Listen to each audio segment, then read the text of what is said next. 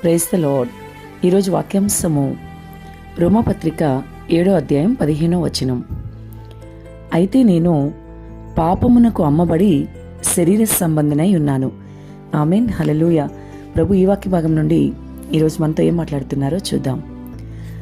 ఇక్కడ అపోస్తలుడైన పౌలు రోమా సంఘానికి రాస్తూ చాలా వివరంగా మరి తన పరిస్థితి ఎలా ఉంది అని అర్థమయ్యే రీతిలో చెప్తూ ఉన్నాడు. అయితే నేను పాపమునకు అమ్మబడి శరీర సంబంధనై ఉన్నాను అని. వాస్తవంగా అపోస్తలుడైన పౌల్లో ఏ పాపము లేదు. ఆయన ప్రభువుకి ఇష్టంగా జీవిస్తూ ఆ విధంగానే భక్తి జీవితం కొనసాగిస్తున్నాడు. కానీ తను శరీర సంబంధనే ఉన్నాను అని తను తగ్గించుకుని ఈ విధంగా ఉండకూడదు అని అనేకులకు చెప్పడం కోసం ఈ వాక్య భాగం ద్వారా మనతో మాట్లాడుతున్నారు. కాబట్టి వింటున్న సహోదరి సహోదరుడా, ఈరోజు నీ పరిస్థితి ఏంటి అని ఒకసారి నువ్వు ఆలోచించుకో. అపోస్తలుడైన పౌలు సైతం తను పాపానికి అమ్మబడ్డాను, శరీర సంబంధనే ఉన్నాను అని మాట్లాడుతున్నాడు. కాబట్టి ఈరోజు నీ పరిస్థితి ఏంటి? ఎటువంటి పాపము లేని ఒక వ్యక్తి అలా మాట్లాడుతుంటే మరి నిన్ను నువ్వు ఎంత తగ్గించుకోవాలి? నీలో ఎంత పాపం ఉందని ప్రతిరోజు నీవు స్వపరిశీలన చేసుకోవాలి. ఆలోచించు ఒకసారి. చాలా మంది క్రైస్తవులు నేను చాలా శుద్ధంగా ఉన్నాను, పరిశుద్ధంగా నా జీవితం జీవిస్తున్నాను అనుకుంటారు, కానీ చాలా సులువుగా చిక్కులు పెట్టే పాపంలో పడిపోతూ ఉంటారు. అపవాది యొక్క తంత్రములు మనం ఎరిగిన వారమే ఉండాలని వాక్యం సెలవిస్తూ ఉంది. కాబట్టి సహోదరి సహోదరుడా, నువ్వు చాలా జాగ్రత్తగా ఉండాలి. ఇవన్నీ కూడా అంచె దినాలు. చివరి దినాల్లో సైతాను ముఖ్యంగా ఏర్పరచబడిన వారిని సైతం పక్కదారి పట్టించాలని ప్రయత్నిస్తుంటాడు. కాబట్టి నీ ఆత్మీయ జీవితంలో నువ్వు పక్కకి తొలగిపోకుండా చాలా జాగ్రత్తగా ఉండాలి.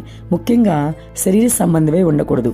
శరీరము చాలా ఆత్మకు వ్యతిరేకంగా పనిచేస్తూ నిజంగా శరీరమే నీకు వ్యతిరేకంగా నిన్ను నరకానికి తీసుకెళ్ళడానికి మరి ప్రయత్నాల్లో శరీరం ముందుంటుంది.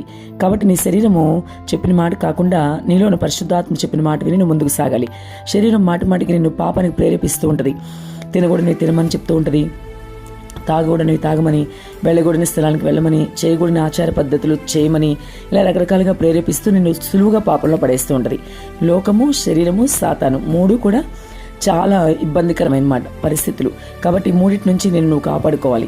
కాబట్టి ఇప్పటికైనా శరీర సంబంధమే కాకుండా ఆత్మ సంబంధమై ఉండి దేవుని ఆత్మ నడిపింపుతో నీవు ముందుకు వెళ్తే నీ ఆత్మీయ జీవితంలో నీకు అది మేలు అవుతుంది. శరీర సంబంధిగా ఉంటే నీకు ఎప్పటికీ అది మేలు కాదు. కాబట్టి మరి ప్రభు అయితే నీకు పాపం నుండి విడుదలిచ్చి స్వతంత్రుగా చేశారు.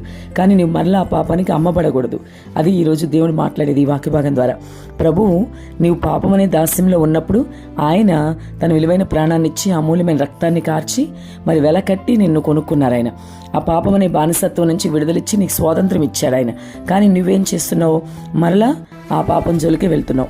మరలా బానిసత్వం నుంచి బయటకు వచ్చి మరలా ఆ బానిసత్వానికి వెళ్ళిపోతున్నావు. కాబట్టి ఒక్కసారి ఆలోచించు. ఈరోజు నీ పరిస్థితి ఎలా ఉంది ఏంటి నువ్వు ఆలోచిస్తే అర్థమవుతుంది. కాబట్టి ప్రతి ఒక్కరు కూడా పాపంను విడిచిపెట్టాలని ప్రభు కోరుతున్నాడు. కాబట్టి ప్రియ సహోదరి సహోదరా, ఇప్పటికైనా నీ స్వభావం మార్చుకో. నీ ఆలోచనలు తలంపుల్లో కూడా పాపం చేయకు.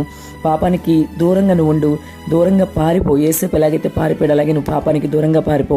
పరిశుద్ధత కలిగి జీవించు. పాపానికి నువ్వు అమ్ముడైపోబాకు.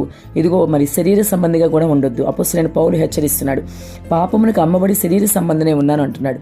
కాబట్టి శరీర సంబంధిగా నువ్వు ఉండడం ఎంత మాత్రం కూడా ప్రభుకి ఇష్టం లేదు. నువ్వు శరీర సంబంధం ఉంటే ఎప్పటికీ కూడా పరలోకం చేరుకోలేవు. కుక్క తన వాంతికి తిరిగినట్లుగా నువ్వు విడిచిపెట్టిన వాడి జోలికి మరలా వెళ్ళబాకు. పాపానికి దూరంగా ఉండు. ప్రభు నీకు తప్పకుండా సహాయం చేస్తారు. శరీర సంబంధిగా కాక ఆత్మ సంబంధిగా నీవు ఉండు. ప్రభు అదే కోరుకుంటున్నాడు. ఆమేన్.